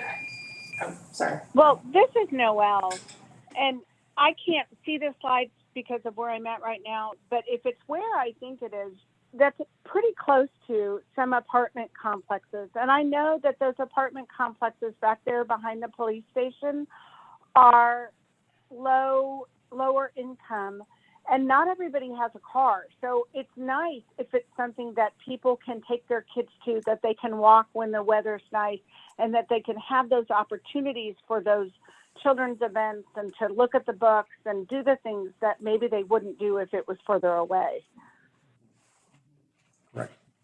And I was going to piggyback off of what Noelle said and everything. I think that, we also have an obligation, to look at the area, to look at, yes, the walking distance, to also look at the proximity to a park, to be able to get books and people that, might be walking at the park or doing things or having a picnic, then go, make a day or, just a lot more time out of their story times and all these things. I just feel like we have an obligation to do that. And it goes along with what we're doing in other areas, Woodmeads, all these type of things. I think it's a great community partnership. And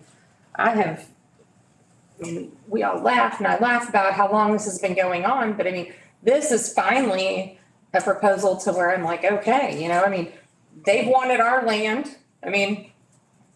Has been what this has come down to. And now we've needed, I guess the waiting out as long as we have has really helped us. But we're in a better position to understand what we can and can't do. But I do think we have an obligation to that area, just like we have an obligation to West and all these other places to have these branches in places where not everybody has, so I don't know, this is something I can definitely get behind, and I can't say I've been able to get behind anything else that they've thrown at us in the last several years. It would be nice though if they had sidewalks. It's not a good walking area.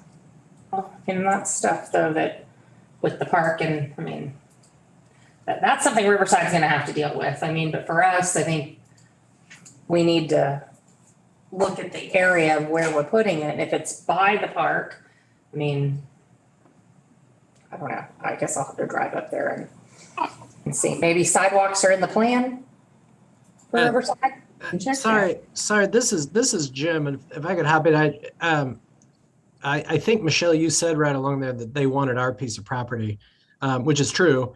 Right. And along the way, one of the reasons why is because our property currently sits in a CID, and of course, Jim's community improvement district. And the community improvement district, of course, is an area where there's an additional sales tax that helps fund public improvements. And currently, we're a non-sales taxing entity sitting in the middle of the CID. And that is one of the reasons why they were interested in being able to assemble some property on that side. And I do know, I've seen previously some plans from the city that some of the improvements they want to do are improvements for walkability, sidewalks, additionally connecting to trails, some of those kinds of things. And so that actually is a problem they're looking to address. Well, and now too, that like these tips are expiring. I mean, all these things are going to help us, help the community. I mean, I just think long-term, maybe not right now, but long-term, I could definitely see those things coming into play. And I think we have an obligation to put a building in a community that historically is always really, I mean, they need us. Yeah. Yeah. So I would just add to what Michelle is saying, what's been said. Jim and Jake, they've done a great job over there. And Steve mentioned earlier about the Vivian Road. And when our building was originally built, that road was only like 2 lanes.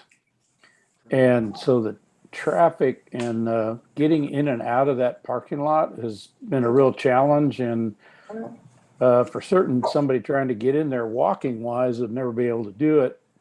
So the thing I like about what's finally come down after 7 or 8 years is it seems like the city of Riverside and the mayor in particular really likes, desires to partner with the library and have the library kind of in a prominent place there. So that's always good. And they've stepped up to the plate with a couple of $1 million, which is sort of unusual compared to Kansas City and Independence. So I would encourage everyone to just go over there and drive around. I've done it on a number of different occasions, the new spot and the old spot, and just see what you can kind of see visionary wise. I'm a visionary visual sort of person, so I like to see it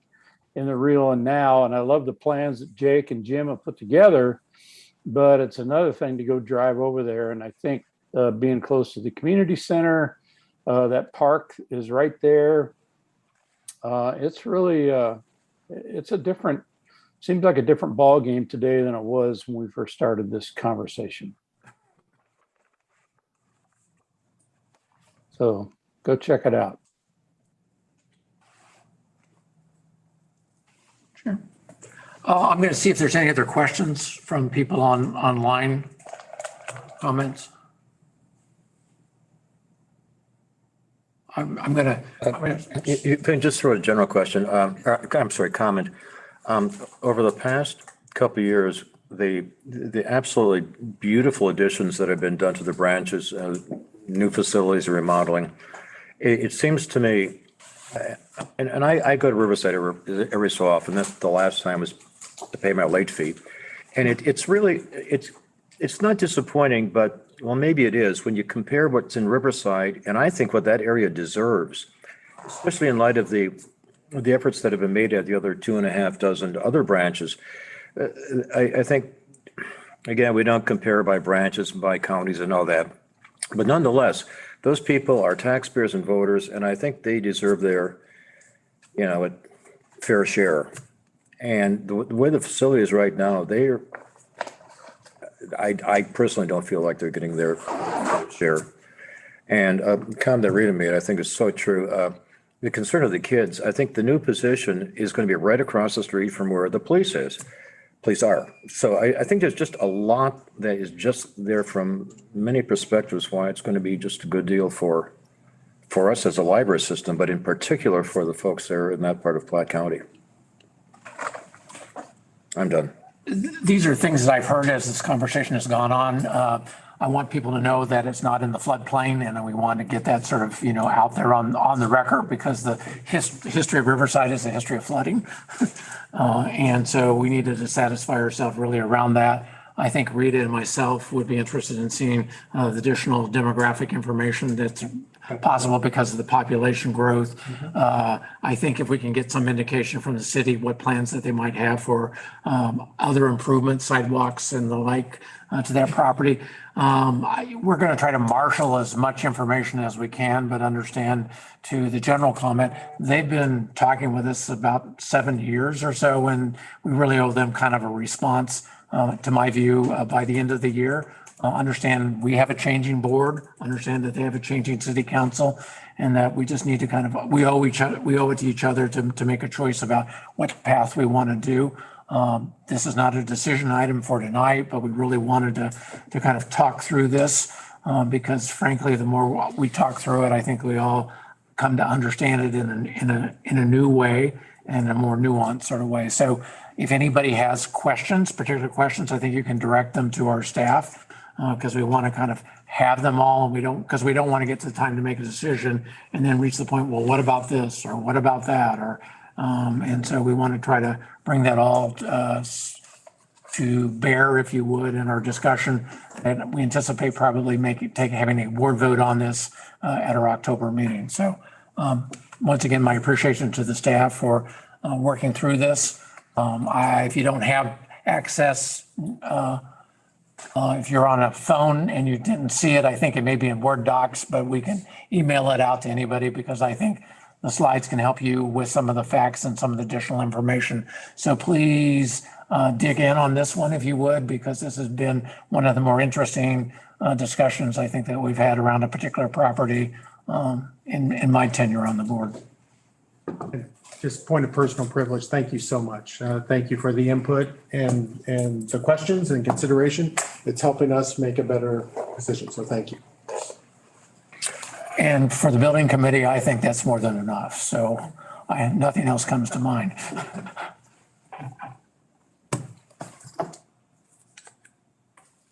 So librarian's report. All done? Yeah, he's done. Okay, you're next. So I'm next. So really, there are just two things that I want to bring everybody up to speed on, census estimate and COVID-19.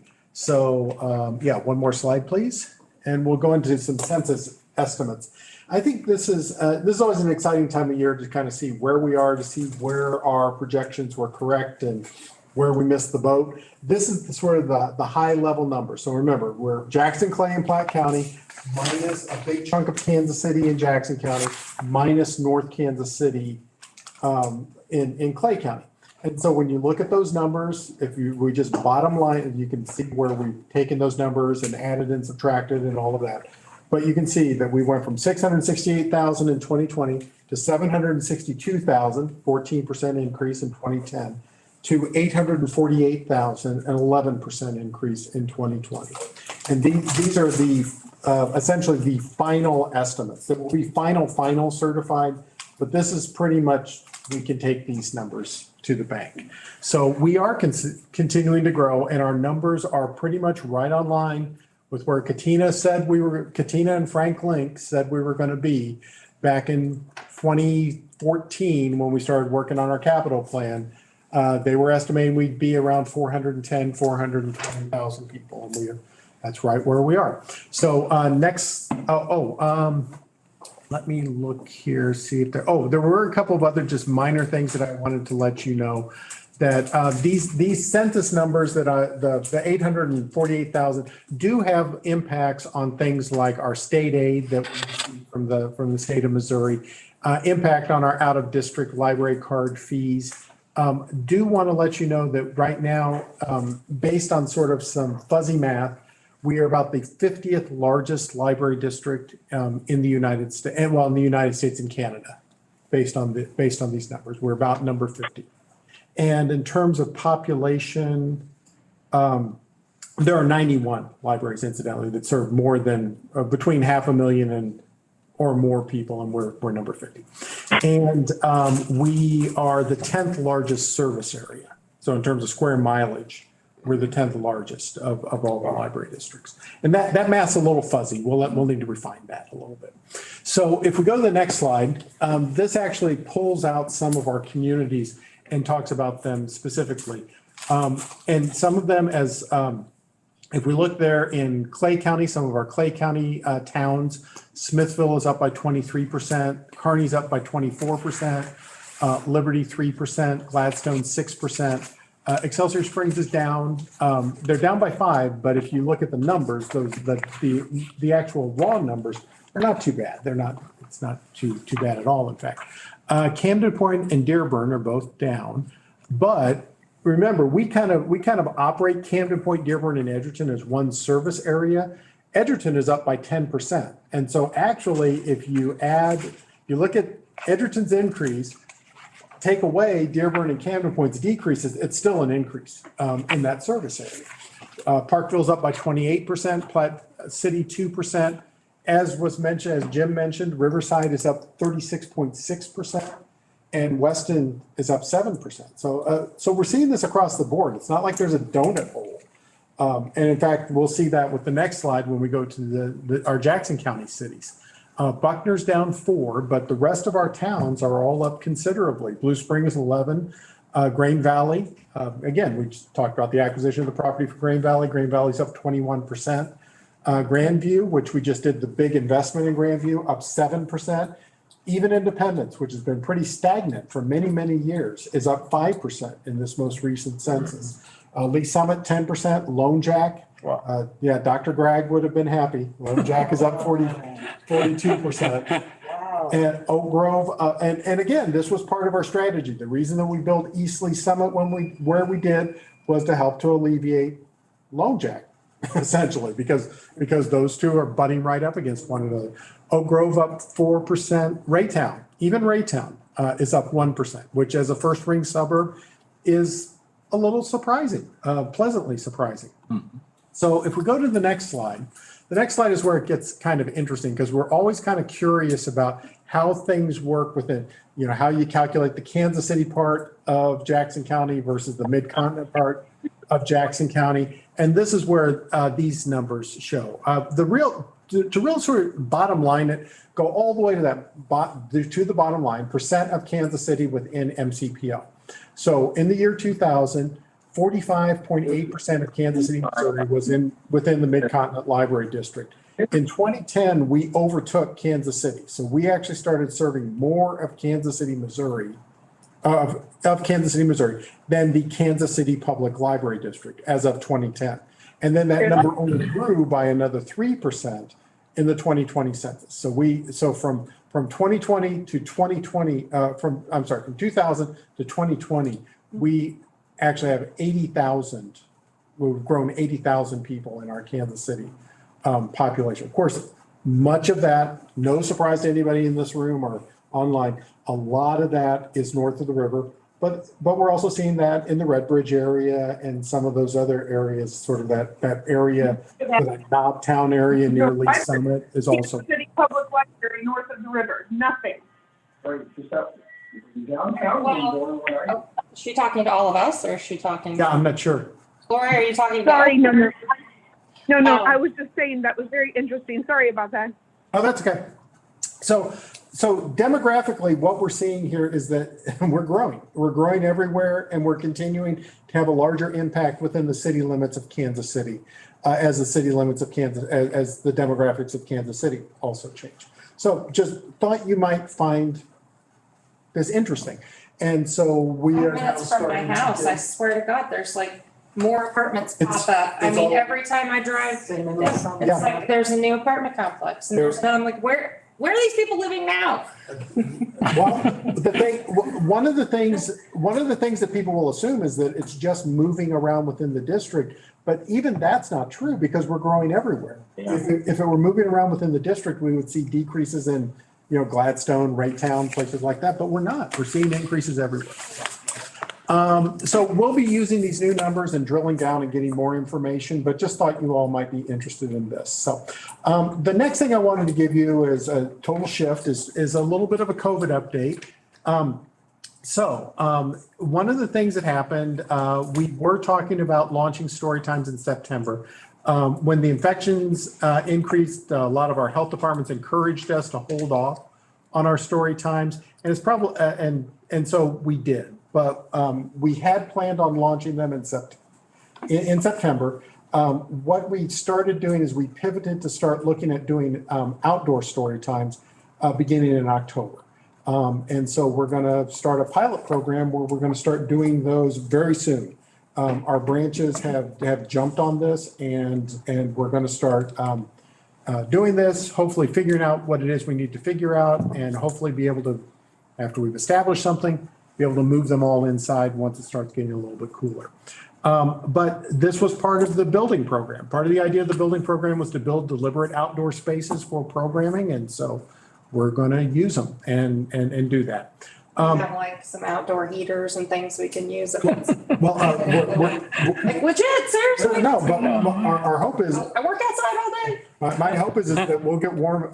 By the time it gets that cold, we'll be able to move Yeah, inside. but I mean, even if it's a little chilly, little kids get. Yeah, no, I understand. And that's part of what we're trialing during this pilot program. Old kids. So, the other thing that I want to talk a little bit about was the recent announcement about the mandatory testing and vaccine mandate. I'm sure everybody's aware of this at some level. The new federal mandate that has been proposed is essentially an OSHA regulation. Now, a lot of you may not know this, but we are not under the jurisdiction of OSHA. The public library district is not.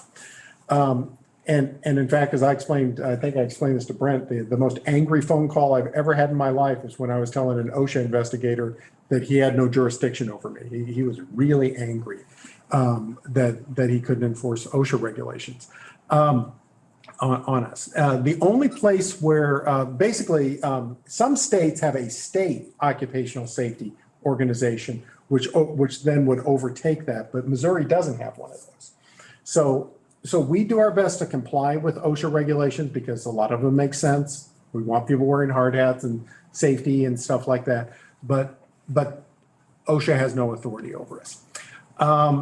And now with that said, so I guess, what I'm trying to tell you is that if there is an OSHA regulation for testing or for vaccines, that regulation will not apply to Mid-Continent Public Library. Now, with that said, as of August the 9th, over 91% of our employees are self-reporting that they are vaccinated against COVID-19 anyway.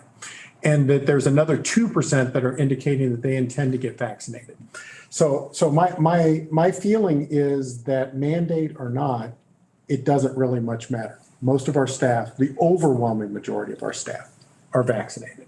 So I think we just carry on the way we are, and that any sort of mandated testing or mandated vaccine would have very little impact on our staff since they're so widely vaccinated anyway.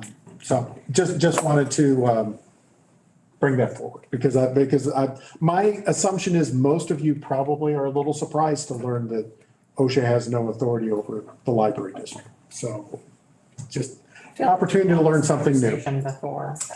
I feel like you and I have had that conversation before at some point. You and I probably have, but I would guess the entire board may not have known that. So, so that is the librarian's report.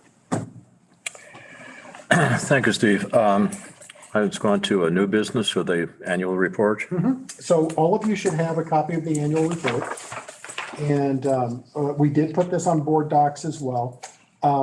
Just in terms of the issues, section 182, 647 of the statute says that before the 30th day of September, the librarian shall make a report to the board stating the condition of the library, its services, as of the 30th day of June in the preceding fiscal year. This report shall be accompanied by an audit by the independent auditing firm. On or before the 31st day of October, the report shall be submitted to the county commissions and county executive officers and Missouri State Library Commission by the Board of Trustees of a consolidated library district. And then before October 31st, appointments will be made. Usually we make appointments with the county commissions of Clay and Platte County or the county executive in Jackson County and make sure that this information is given to them. Generally speaking, it is prescriptive action, but reporting on the condition of the library does assure and validate our values, especially service, stewardship, and trust. Staff does recommend a motion to adopt the annual report that we put together for this year, for the 2020 and 2021. I would also recommend that, this isn't the only time that you see updates on our statistics. I mean, that we have our quarterly update on the condition of the library. And so this is just the formal condition of the library. Anybody care to make that motion? So move. Second? Second. Second. It's been moved and second that we adopt the annual report. Any discussion? No, the only discussion I would have is that I would hope that we would share this annual report with our friends at the Kansas City Star so that they're aware of our library. And not that I'm competitive with the Kansas City Public Library, but on the other hand, it would be nice if the Star were to recognize that we are a library of some consequence in this town. Is that still published? I know, just. Yes. Out in Nebraska, isn't it? Yeah, exactly. I'm sure that Jim or Deanna heard that. Jim got it. Okay, and just a general comment. The financial report's got 18 pages of statements and 27 pages of notes and supplemental information. Really, everything you need is right here, in all seriousness. It's also what struck me is that I think at a previous meeting, somebody mentioned the paper airplanes and the models that were used at one of the new branches, and that's visually on the front page. But some pretty dry stuff is presented in a way here that's compelling and interesting and very inviting to read through. So whoever put this together really deserves a lot of credit. Good job. So whoever it is, thank you. It's a team effort, but yes, that information will be passed to all the team members. Not that there's anything wrong with the brown on here, but this blue one's much better. Yeah. One statistic on this annual report that stood out for me is on page 75, that 61% of our student accounts were used this year. Yeah. That's an impressive amount. Yeah, absolutely. Yeah. I think we need a vote on the motion. Yes. Any other discussion? Oh, it's been moved and second that we approve the annual report. All in favor, please say aye. Aye. Aye. Any opposed? Abstaining? It's passed. The next matter is to appoint our representative to Loggers, and Joycelyn has expressed her interest in serving that capacity. So before she has a chance to rethink her offer, do we have a motion? Or I move that she be appointed. Second? Second that. It's been seconded. No, I'm in Oklahoma during that time. Otherwise, I might have. Okay. All right, discussion's over. It's been moved and seconded that Joycelyn will be our representative to Loggers. All in favor, please say aye. Aye. Aye. Any opposed? Any abstained? Thank you. And Congratulations. I can. And announcements. Actually, we have one more business item.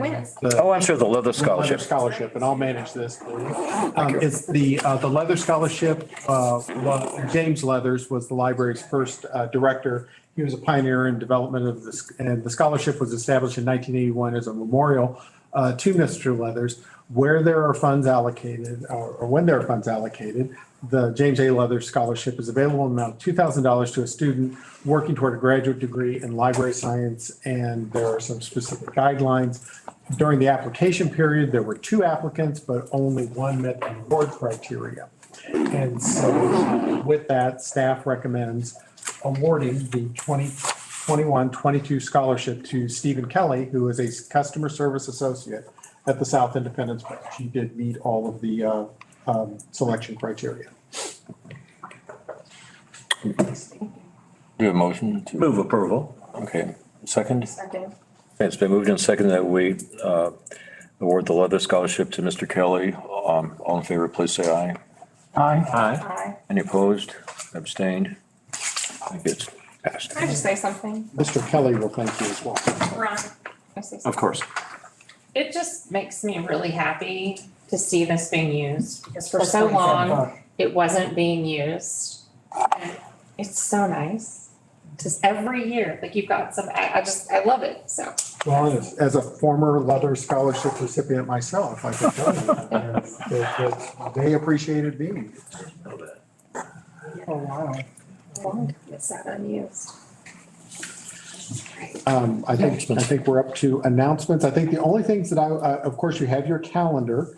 And there are a couple of things we've got the Missouri Library Association Conference in St. Louis is coming up on the 29th and 30th. And I know I will be there. The Story Center in Woodneath will actually be winning an award that we know about. So I'll be picking that up for us and I'll bring that back. I know some of you will be joining me on Saturday for the Toast of Our Town Gala, so that'll be good, certainly to see some of the philanthropy that's happening in our district, not through us, but through just in general. And then you can see the other meetings, of course, the big one, the one I always want to draw your attention to, October 18th, which is our next board meeting. And just as a reminder, there's no building committee meeting on Thursday. Thank you. Yes, you know, I mean, that got canceled, that went out. I just, you know, we've worked hard and we don't have things that merit our time getting together. I already warned them, we have to go to Columbia. She was getting up early, do her homework while we were having a meeting. She was ready. So the next item is trustee comments.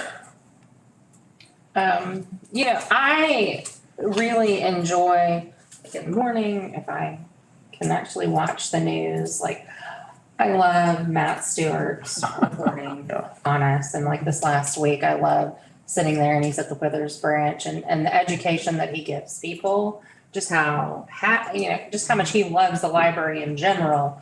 But, you know, telling people they can check out a fishing pole or get a tie and, you know, that they were showing the story time bags they can take out, like all these things.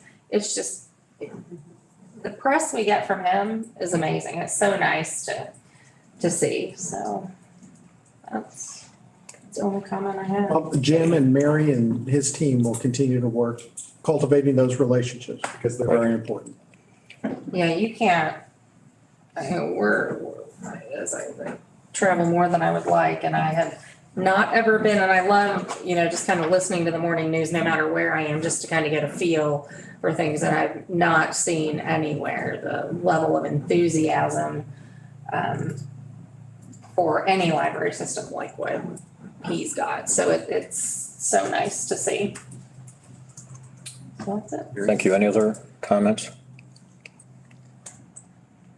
Okay, just a general comment, not a suggestion, I think just a general comment is that I think all of us on the board were appointed because at some level our commissions or I think believe in the case of Jackson County, through the non-elected executives were appointed because of some reason. And I suspect it might because of interest and experience that have arisen to some degree of expertise.